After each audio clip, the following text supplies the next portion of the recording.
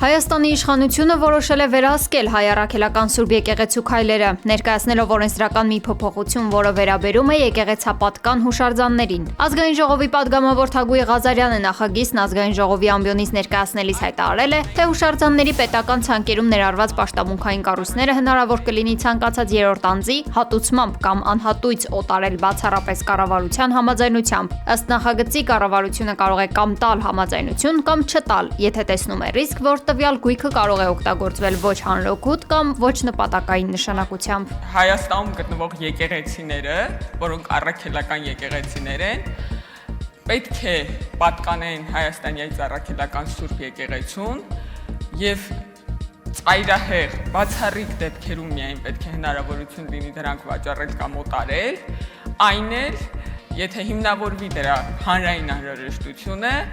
եւ կառավարությունը համաձայնություն տա, այսինքն բազմաթիվ օղակներ անցնելով։ Եթե այդպիսի տարբերակ լինի, ավարտում եմ պարոն Սիմոնյան, եւ ես հույս ունեմ, որ բոլոր մարդիկ այս դահլիճում մտածում են, որ եկեղեցիները պետք է մնան եկեղեցու մոտ։